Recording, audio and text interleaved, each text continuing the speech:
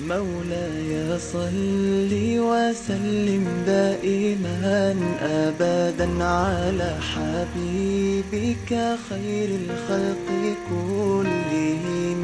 مولاي صل وسلم دائما أبدا على حبيبك خير الخلق كلهم. اب ایک سوال ہوتا ہے کہ کیا انبیاء اپنی قبروں میں زندہ ہیں؟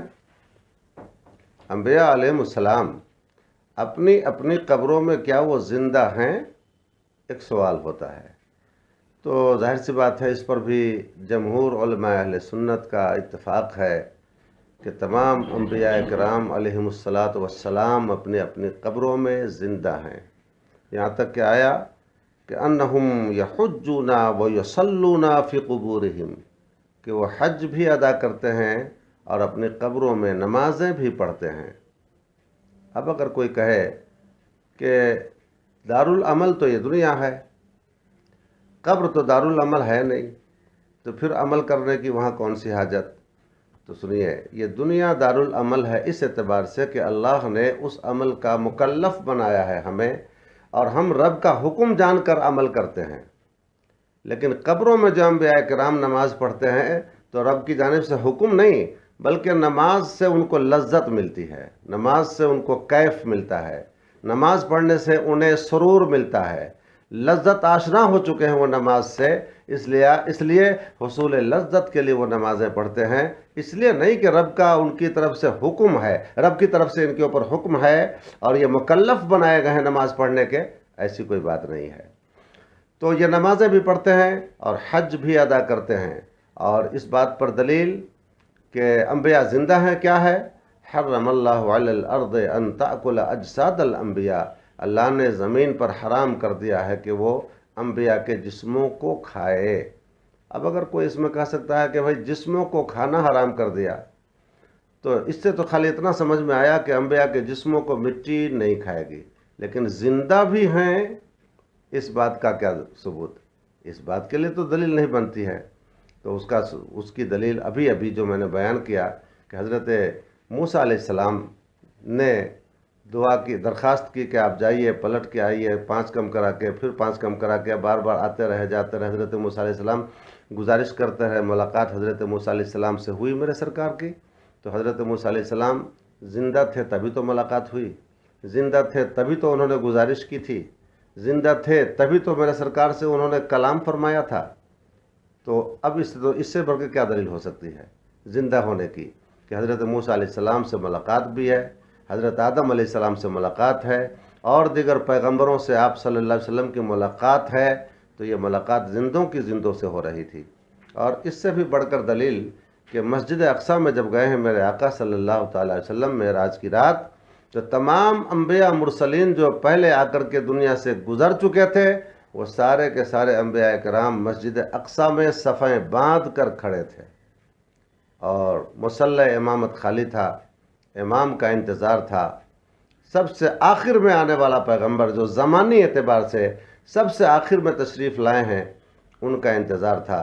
اور جب آپ گئے ہیں تو آپ نے تمام انبیاء کی امامت فرمائی ہے، آپ امام بنے ہیں، نماز پڑھائے ہیں، سارے انبیاء کرام آپ کے پیچھے مقتدی بن کر نماز ادا کیے ہیں.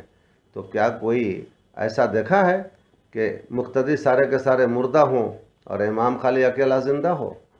زندہ امام کے لیے زندہ مقتدی چاہیے. اب سارے انبیاء کرام رضوان علیہم السلام نے سرکار کے پیچھے نماز ادا فرمائی. تو گویا کہ اس سے صاف ثابت ہو گیا کہ پڑھانے والا، امام بننے والا بھی زندہ، اور جتنے پیغمبران اعظام پیچھے مقتدی بن کے کھڑے تھے وہ سارے کے سارے زندہ. تبھی تو زندوں کی امامت زندہ فرما رہے تھے. اور اسی طریقے سے حضرت انس رضی اللہ تعالی عنہ سے مروی ہے کہ الانبیاء احیاء، یہ حضرت انس رضی اللہ تعالی عنہ سے حدیث مروی ہے، الانبیاء احیاء فی قبورہم ویصلون، سارے کے سارے انبیاء اپنی قبروں میں زندہ ہیں اور نمازیں پڑھتے ہیں. اور یہ حدیث صحیح ہے. حضرت انس رضی اللہ تعالیٰ عنہ سے یہ حدیث مروی ہے، اور علماء فرماتے ہیں وقد نص اللہ تعالیٰ فی القرآن علی حیات الشہداء فی قولہ تعالیٰ ولا تحسبن الذین قتلوا فی سبیل اللہ امواتا بل احیاء عند ربہم یرزقون۔ گمان نہ کرو ان کے بارے میں جو اللہ کی راہ میں قتل کر دیے گئے ہیں، کیا گمان نہ کرو؟ امواتا، مردہ ہونے کا ان کے بارے میں گمان بھی نہ کرو، سوچو بھی نہیں، تصور بھی نہ کرو، ایسا خیال بھی نہ کرو، ایسا وہم بھی نہ لاؤ۔ کہنا تو بڑی بات ہے، زبان سے کہنا وہ تو بڑی بات ہے، اس سے پہلے انسان سوچتا ہے تب جا کے کچھ بولتا ہے۔ پہلے کسی بات کا انسان خیال کرتا ہے، تصور کرتا ہے، گمان کرتا ہے، تب جا کر کے زبان سے اس کو ادا کرتا ہے۔ یہاں اللہ تبارک و تعالیٰ نے پہلا ہی دروازہ بند کر دیا، کہنے کی بات چھوڑو، گمان بھی نہ کرو، سوچو بھی نہیں۔ اس سے واضح دلیل کیا ہو سکتی ہے کہ تمام شہداء کرام زندہ ہیں، جن کی زندگی کو اللہ تبارک و تعالیٰ نے اپنی کتاب قرآن مجید میں اعلان فرمایا۔ اب جب شہداء زندہ ہیں تو اس میں بھی کوئی شبہ نہیں کہ چاہے شہداء کوئی بھی ہوں، تمام جماعت شہداء سے افضل مقام انبیاء مرسلین کا ہے۔ نبیوں کا مقام، رسولوں کا مقام شہداء سے اونچا ہے، عرفہ و اعلیٰ ہے، بلند و بالا ہے۔ تو جب ادنا کی زندگی کا صراحتاً ذکر قرآن میں آ گیا اور اللہ تبارک و تعالیٰ نے شہداء کو زندہ قرار دیا، تو جن کا مقام ان سے بھی اونچا ہے، جیسے انبیاء کا مقام ان سے بھی اونچا ہے، تو بھلا وہ کیسے نہیں زندہ رہ سکتے ہیں؟ یقیناً وہ زندہ ہیں۔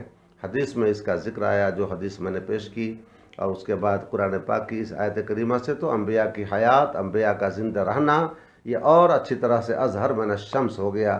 جس طرح سورج کے وجود میں کوئی شبہ نہیں جب سورج موجود ہوتا ہے، ایسی ہی انبیاء کرام رضوان علیہم الصلاۃ والسلام کی حیات میں، ان کی زندگی میں کوئی شبہ نہیں، یقیناً وہ زندہ ہیں۔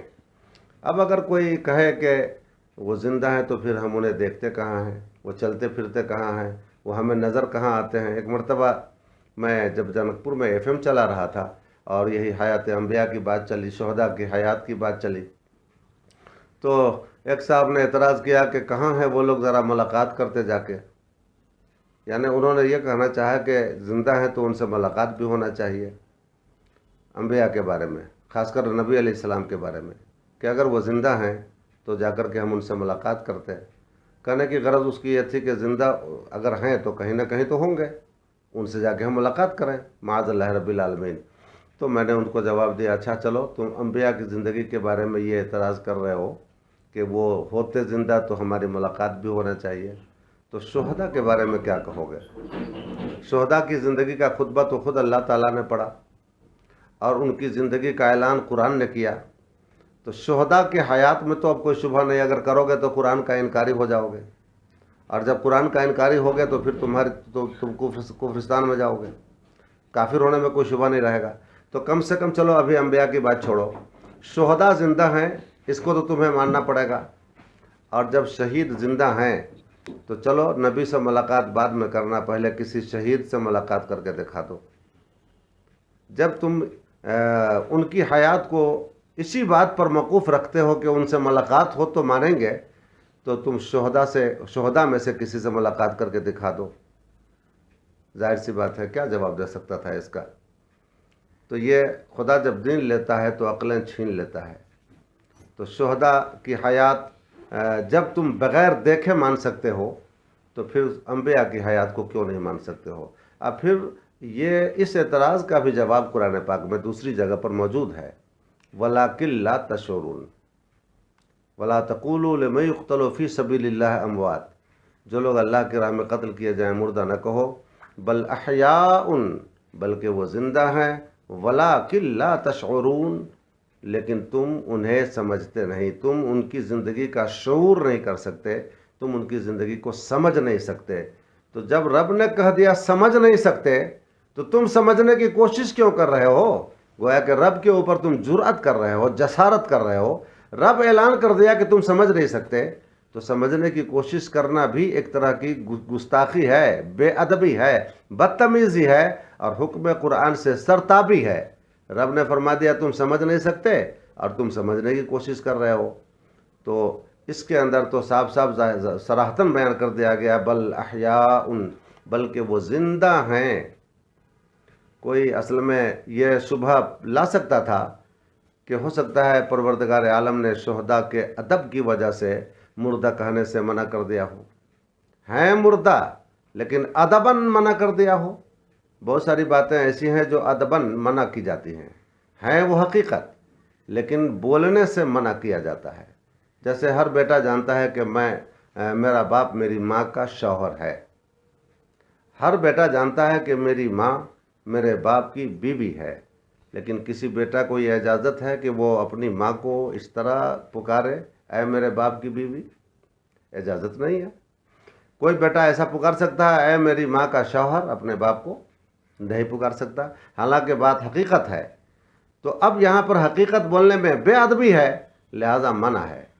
تو کوئی یہ شیطانی وہم دماغ میں لا سکتا تھا کہ شہداء بھی ہیں تو مردہ، لیکن ان کی عظمت شان کے پیش نظر، ان کے ادب کے پیش نظر مردہ کہنے سے منع کر دیا گیا ہو، تو اس کا جواب قرآن نے دے دیا نہیں، حقیقت میں وہ زندہ ہیں، بل احیاء، بلکہ وہ زندہ ہیں۔